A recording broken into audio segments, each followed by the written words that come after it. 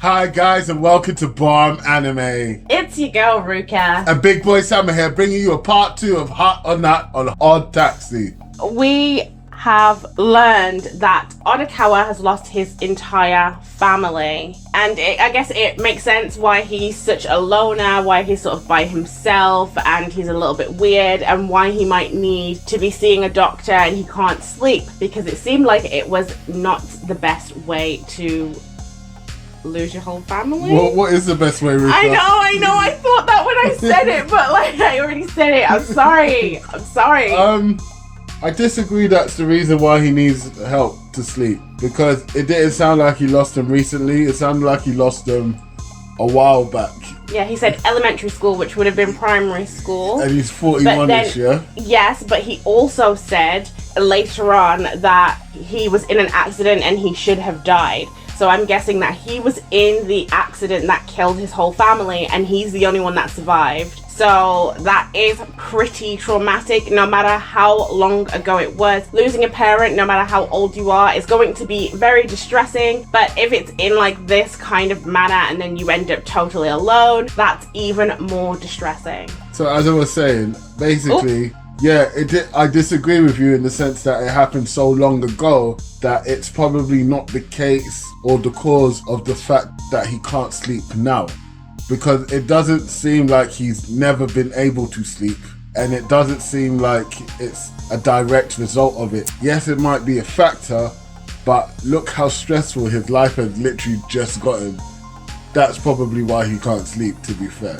I mean, he doesn't really take on the stresses. He seems to just take it all on the chin. But I want to say that I really love Odokawa and Shirakawa's interactions with each other. She's such an oddball. She's so weird. She doesn't care about his blunt, quick, quite rude interactions with her, and she just meets him where he's at and she'll cut him off same way and she'll just say whatever it is she needs to say. But obviously the relationship is not everything that it seems. I think she's a Look, Odokawa was there enjoying his life until she came along and sort of pushed her way onto him. He was completely fine not having no one, and then man started to catch feelings. But their whole relationship was predicated on a lie. She was with someone else, doing the bidding of someone else to try and gain information and be the sweet spot and the weakness for Odokawa. That is bit. That is bit. Straight up, like, she can say all she likes. I started to develop feelings while I was, trying to trick you into doing the job for my boyfriend or whatever. But so the premise of the relationship was a lie. And how can you build a strong foundation out of that? A man caught feelings. Look at this guy. We've seen Odokawa in it. How much you like her about the size of North America? How much you like her about the size of Jupiter? Oh my days, it was so cute. It was really cute. And it was like, nah fam. I don't agree though. I still really like her character. Yes, she was very duplicitous, but come on, Odokawa is not dumb. He had some kind of idea in the back of his head. He was speculating like this isn't all it's cracked up to be, but he still ended up getting his feelings involved, and she did hurt his feelings. So yes, she was bad on that part, but she really does like him, and I do hope that their relationship comes back around. How do you know, fam? What? She said it. I believe what she said. Part 1, fam. You know what I mean? Part 2, sorry. So, how do you know? We don't know what she's really thinking on the inside. So, like I was saying, She's a liar. I believe her. I also really respected Arakawa's reaction to what happened. He was just like, don't contact me. This is done. He still actually helped her out, which he really did not need to do. He did not need to approach Dobu and say, like, forgive her debt. He didn't have to say any of that. He could have just left her, and I wouldn't have said anything was bad with Arakawa because he was the wrong party in this whole thing. He has very strong morals. Maybe. No sip. Zone. No sip. Zone. Yeah, Arakawa came in correct with that whole response. I have to admit, I really respect that. Can we talk about my least favorite? Oh, wait. Before you do that, also what made Arakawa so sweet is he kept making origami alpacas. Yeah, I know. Just at random weird times. It started hurting my feelings. And I was like, oh, that's so cute. That was adorable. Yeah, and then when you realize that she lied to him. Oh no, we called this in episode 1. Remember, we said she was stealing the medications. We got it straight away. And we thought she was trying to do a thing and get Arakawa involved so that he would be blamed for it. We were just a little bit slightly wrong. We were on the right track. Yes, so we already called it immediately. We already knew she was on some BS. So it's not like it came out of left field for us. No, it didn't come out of left field. So, but carry on. Tell us all about your least favorite character. Kakiano, which is the best name for the worst character you can possibly think of. His name is sick, and that's as much praise as he's getting from me. But this guy respects zero boundaries.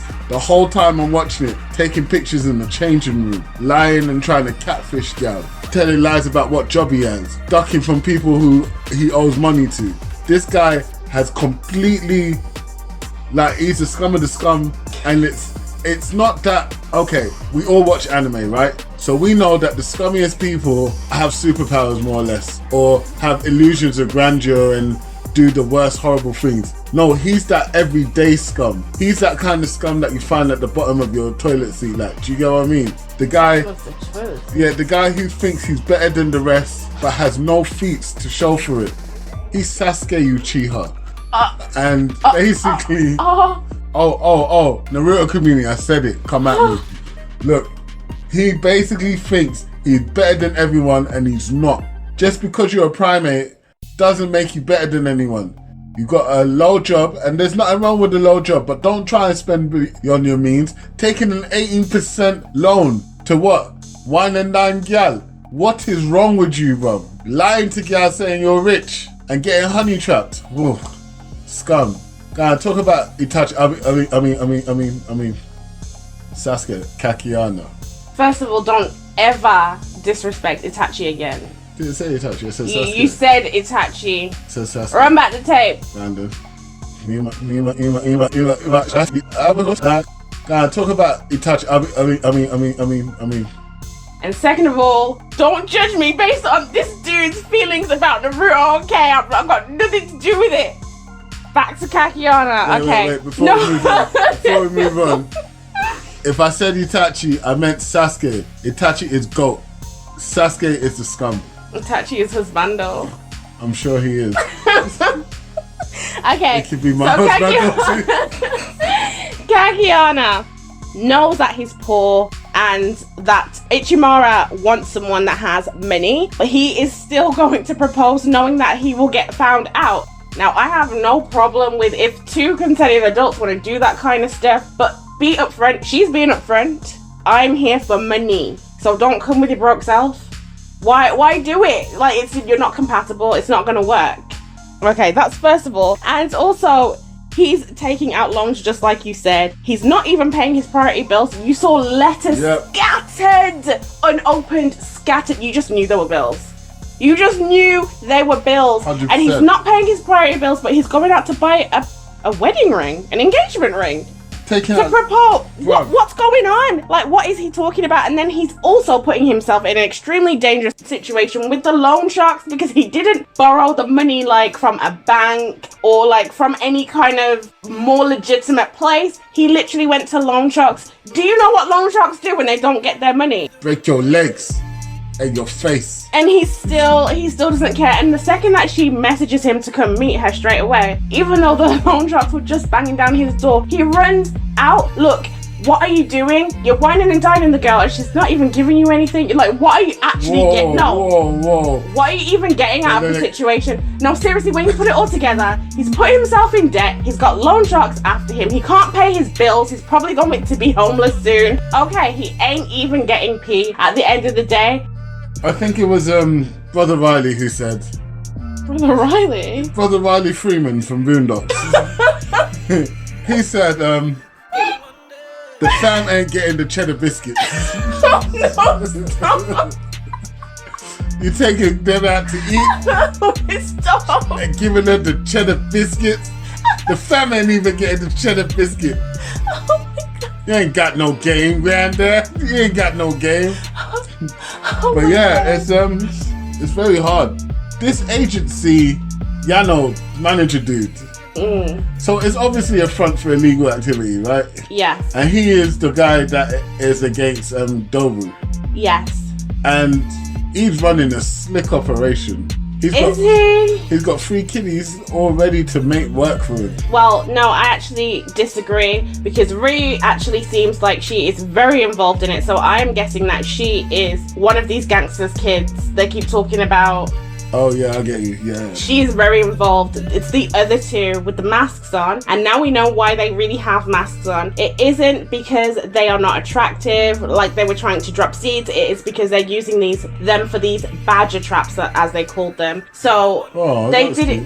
They did it incorrectly because it's supposed to do something so that you can blackmail the person. But this dude's broke. He's already in debt. He's already got loan sharks after him. Do your due diligence, okay? If you're going to be running this kind of scam, do your homework. Aren't you supposed to scope out the marks first? Why are you dealing with a broke dude? Like, Ruka, what? Ruka, What? Do you know a little something about this life? Because like you sound like you're an expert, bro. Where did you learn your skills? Hustle. Oh, okay, TV, got it. Absolutely, so good. I learned so much from that show. All of my criminal stuff is just based off of TV alone, but this is TV, so I can use TV to back my case. Of course. So, you didn't do your homework, and you've got this broke dude who's already in debt. What are you gonna blackmail him with? What is he gonna give you? His shoes? Odokawa. Odokawa seems to be the center of this whole universe right now. Look at, what's his name? Is it Taichi? No, not Taichi. The other dude. The one with the dodo. Oh, Tanaka. Yeah. Tell me you did not laugh when his phone dropped in the water. Tell me you did not laugh. I barely laughed. I didn't laugh because, I've been in a sort of similar situation. So, many summers ago, you know, when you were allowed to go outside, there was this game called Pokemon Go. I used to play this on my old phone, and I saw a Genghis Khan, and I tried to catch it, and my phone dropped, and it cracked the screen, and that really peed me off. So I fully understood the situation. Okay, fair enough. I laughed my ass off because when you got his whole backstory, no, I'm sorry, when you got his whole pathetic ass backstory about the erasers, and then he finally gets a dodo. Why are you sinking millions of yen into this game to catch up with the person who scammed you? I didn't understand that. Like, your logic is already off, and then you finally get it, and instead of catching it or whatever it is that you do, he's there doing his victory dance with his phone in the air, and then it was just so funny. Sorry, it was funny. He's tapped. It was funny. He's been tapped from when he was a child. I know. Like, there's something wrong with him. He's obviously got some sort of addictive personality or something. Or obsessive personality, I should say. Because you can't tell me that this whole blame culture that he has, because only someone who can't introspectively look at themselves and realize that they're the problem can go and try and murder man for missing a little sprite in the game. Do you get what I mean? It was an ultra rare. You're the worst type of human being. I'm sorry. It's so stupid. He's dumb. I would have done the same if someone got rid of my shiny Charizard. So. You would have tracked him down, followed him to all of his places that he lives, and his house. Found a gun, started shooting up random places where he's at, shooting through his car, shooting through his window, You would have done all of It sounds legit. Okay, guys, so next week we will have a new host. Why? Because you'll be Because shocked. this one's going to jail. Now, but speaking of Taichi, even though you got his name wrong, Yeah, sorry. let's talk about Taichi anyway, because his desperation to become viral has basically started a Dobu witch hunt, and although Dobu is a criminal, he is not to blame for everything, and it just kind of reminds me of things that just happen with social media when you don't use it responsibly. You can really ruin people's whole lives just off of social media, and it's scary out here. This Taichi story is kind of like a cautionary tale. He's also dropped completely out of college, university, whatever you want to call it. University. He has dropped out of school. So now he's given up on his future for virality? Is that a word? Is that a word, guys? Well, is that a word? It is, sort of, but it doesn't mean what you want it to mean. It's a word now. It's a word. Alright, it's a word. So, my joy, I have to say, with this whole anime, up until this point, is the fact that the social commentary is so woven intricately to the story that it is just a masterpiece in that sense. It's actually really done well. You can't help but make the connections to real life, even though they're using anthropomorphized characters. It's actually awesome, and I do really like that. I've got actually a question about that. This is only up to episode 7. Yes. And when Arakawa was talking about the accident he was in, I only saw humans. Yes. It was all silhouette, but they were human beings. So what on earth? Are they animals or are they humans? Are they what Arakawa sees them as? Because he's tapped. Because he might just be. Remember in the last episode, he goes, Goriki goes, we're going to cure Arakawa, and shows a brain scan. Yes, they've been showing us these brain scans for a while. And then that brain scan's there, and Arakawa has very big dissociative disorders. Well, a very big dissociative personality, because he doesn't connect with anyone or tries to. So I'm assuming that the world is weird because we're seeing it through his lens.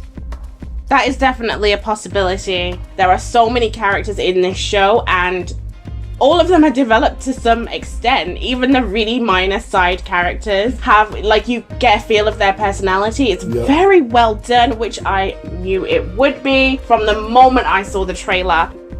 I want to talk about the radio hosts, because I actually think that it's a really interesting part of the anime, and it is threaded throughout the very beginning all the way through. Yes. You've got this dynamic between Shibagaki and Baba. So Shibagaki throughout the whole thing is kind of undermining Baba, and they both kind of have this opinion that Baba is not that great, you know, like he's holding Shibagaki back and he's not the talented one. And then all of a sudden Baba gets asked to do this TV show, and then from there it just spirals. He's getting this and that gig left, right and center, and then Shibagaki is really getting resentful of this. And it makes me feel like Shibagaki always thought he was superior to Baba, and that's probably why he was keeping him around, because he could make it seem like he's the more intelligent one. Like, he wanted to shine brighter next to someone who didn't look as good. And now that person is flying way past him and leaving him way behind in the dust.